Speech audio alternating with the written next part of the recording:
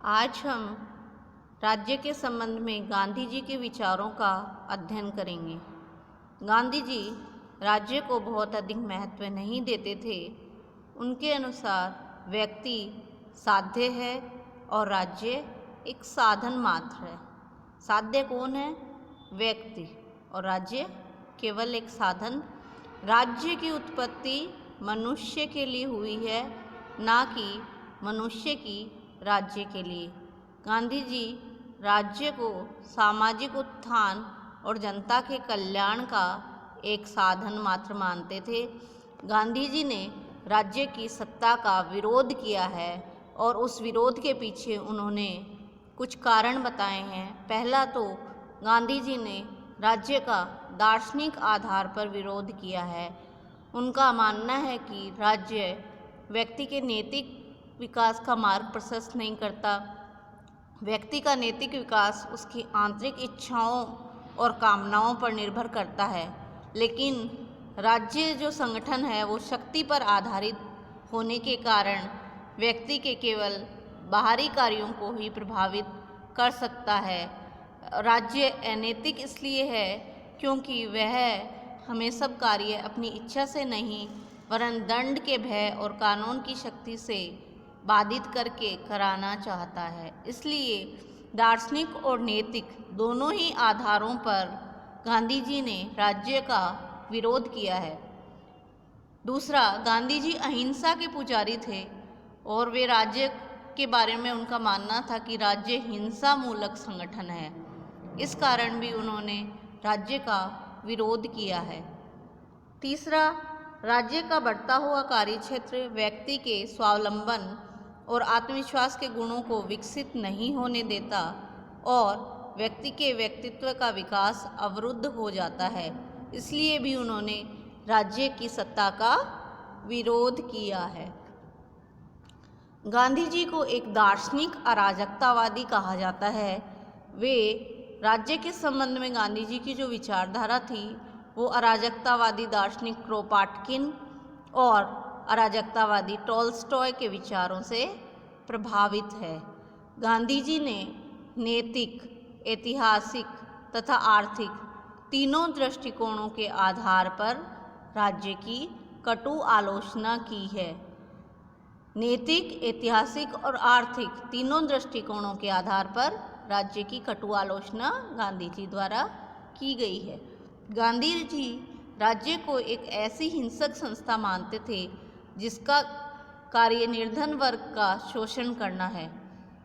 राज्य के द्वारा नैतिकता का हनन किया जाता है। इसलिए गांधी जी का मानना था कि या तो राज्य को ही समाप्त कर दिया जाना चाहिए या फिर व्यक्ति रूपी पुस्तक का अंतिम अध्याय राज्य को होना चाहिए।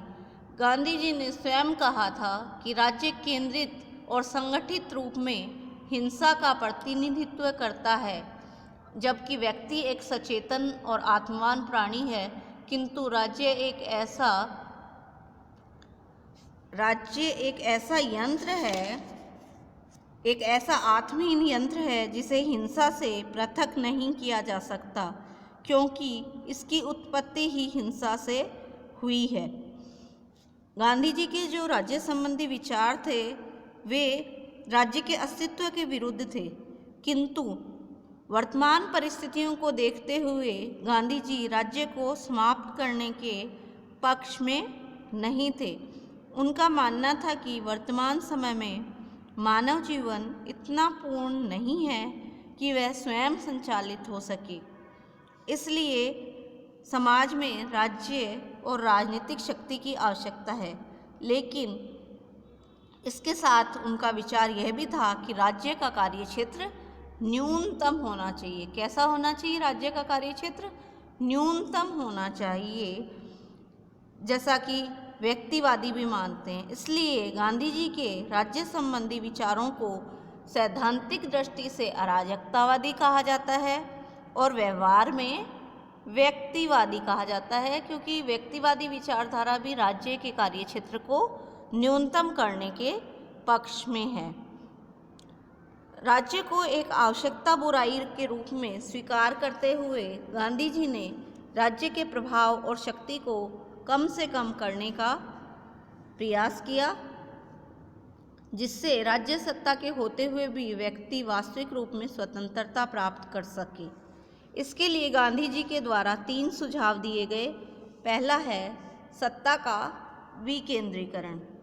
गांधी जी के द्वारा महत्वपूर्ण सुझाव राजनीतिक क्षेत्र में सत्ता के विकेंद्रीकरण का दिया गया है।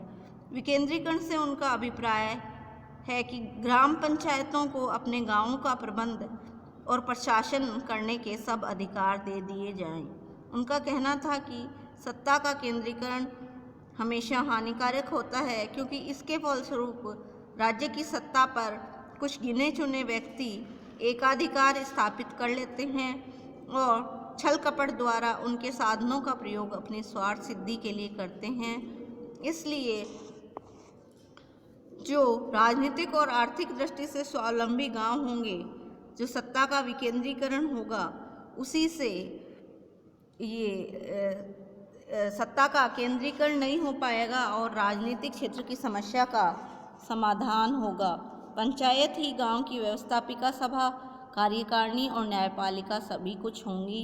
इस प्रकार गांधी जी सत्ता के विकेंद्रीकरण के पक्ष में थे, सत्ता को एक जगह केंद्रित करने के पक्ष में बिल्कुल भी नहीं थे, क्योंकि इससे शक्ति का दुरुपयोग होता है। दूसरा सुझाव उनका यह था कि राज्य का कार्यक्षेत्र न्यूनतम होना चाहिए। जब राज्य का कार्यक्षेत्र न्यूनतम होगा तो ही राज्य सत्ता की बुराइयों को दूर किया जा सकता है। वे Gandhi ji Henry David Thoreau के इस विचार से सहमत थे कि सर्वोत्तम सरकार वह है जो सबसे कम शासन करती है, और स्वराज्य का अर्थ यह है कि व्यक्ति को सरकार के नियंत्रण से स्वतंत्र होने का निरंतर प्रयत्न करना चाहिए, चाहे वह सरकार विदेशी हो या राष्ट्रीय। स्वराज्य से उनका यह आशय था कि व्यक्ति को सरकार के नियंत्रण से स्वतंत्र होने का निरंतर प्रयत्न करना चाहिए। तीसरा, उन्होंने राज्य के प्रभुत्व सिद्धांत का भी खंडन किया है। वे व्यक्ति को साध्य और राज्य को साधन मात्र मानते थे, इसलिए उन्होंने राज्य के प्रभुत्व सिद्धांत का भी खंडन किया है। उन्होंने कहा है कि राज्य जनता की भक्ति का हकदार तभी हो सकता है जबकि वह जनता के कल्याण की दिशा में आगे बढ़े और जनशक्ति पर आधारित हो। इस प्रकार राज्य सत्ता और राज्य सही ढंग से काम कर सके इसके लिए उन्होंने 3 सुझाव दिए। सत्ता का विकेंद्रीकरण होना चाहिए, राज्य का कार्य क्षेत्र न्यूनतम होना चाहिए और राज्य के प्रभुत्व सिद्धांत का भी उन्होंने खंडन किया है। उसके स्थान पर उन्होंने गांधी जी ने अपना एक आदर्श समाज की चर्चा की है, आदर्श समाज का चित्रण किया है, जिसे अहिंसात्मक समाज या राम राज्य भी कहा जाता है। राम राज्य शब्द का प्रयोग कुछ भ्रामक हो सकता है, क्योंकि इसका शाब्दिक अर्थ तो यह है कि रामचंद्र जी का राज्य, लेकिन राम राज्य का अर्थ यहाँ यह है कि आदर्श व्यवस्था। तो गांधी जी ने जो आदर्श राज्य की विशेषताएं बताई हैं या उनका जो उप आदर्श समाज है वो इस प्रकार है। पहला, अहिंसात्मक समाज, यानी गांधी जी के आदर्श समाज में राज्य संस्था का अस्तित्व रहेगा और पुलिस, जेल, सेना और न्यायालय जैसी बाध्यकारी सत्ताएं भी होंगी, लेकिन फिर भी यह अहिंसक समाज होगा। इसमें इन सत्ताओं का प्रयोग जनता को आतंकित और उत्पीड़ित करने के लिए नहीं होगा, बल्कि जनता की सेवा के लिए होगा। दूसरा, शासन का रूप लोकतांत्रिक होगा। जनता को न केवल मत देने का अधिकार होगा, बल्कि जनता सक्रिय रूप से शासन के संचालन में भी भाग लेगी और शासन सत्ता जनता के प्रति उत्तरदायी होगी, यानी शासन का स्वरूप पूर्ण रूप से लोकतांत्रिक होगा। तीसरा, सत्ता विकेंद्रीकृत होगी और आर्थिक और राजनीतिक दृष्टि से, प्रशासन की दृष्टि से स्वावलंबी ग्राम समाजों की स्थापना होगी, जिसका आधार ग्राम पंचायतें होंगी। गांधी जी ने आर्थिक क्षेत्र में विकेंद्रीकरण का भी सुझाव दिया। उन्होंने कहा कि विशाल और केंद्रीकृत उद्योग लगभग समाप्त कर दिए जाएंगे और उनके स्थान पर कुटीर उद्योग धंधे चलाए जाएंगे।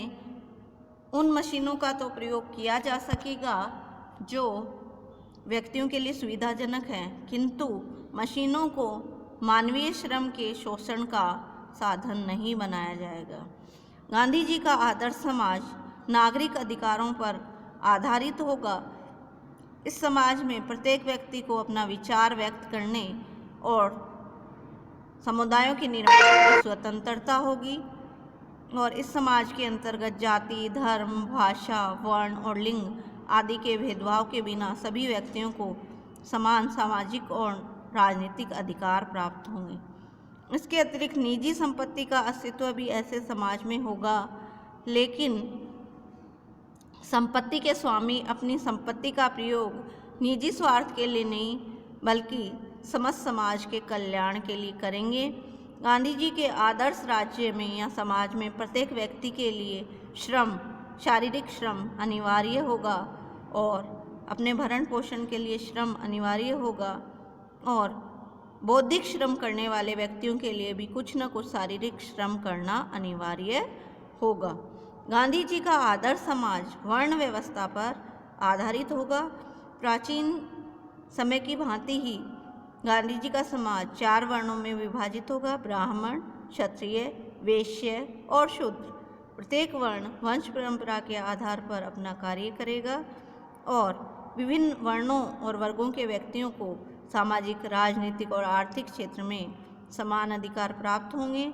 किसी प्रकार की ऊंच नीच की भावना नहीं होगी और गांधी जी के आदर्श समाज में स्त्रियों को भी सभी क्षेत्रों में समान अधिकार प्राप्त होंगे।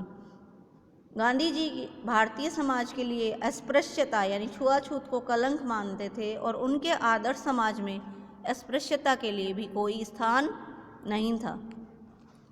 गांधी जी ने अपने आदर्श राज्य में धर्मनिरपेक्ष समाज की बात कही, इसमें सभी धर्म समान होंगे, सभी धर्मों के अनुयायियों के लिए समान सुविधाएं प्राप्त होंगी।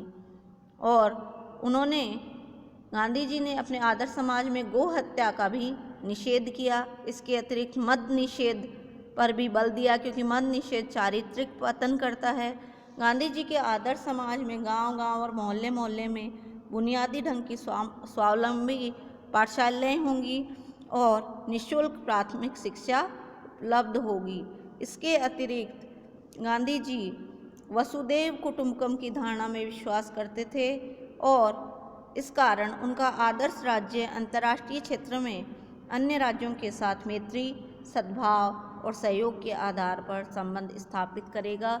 इस प्रकार गांधी जी के आदर्श समाज में कुछ बहुत अच्छी बातें थी।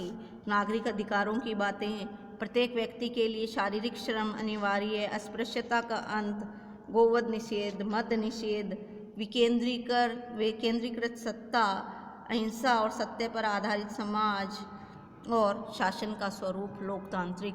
धन्यवाद।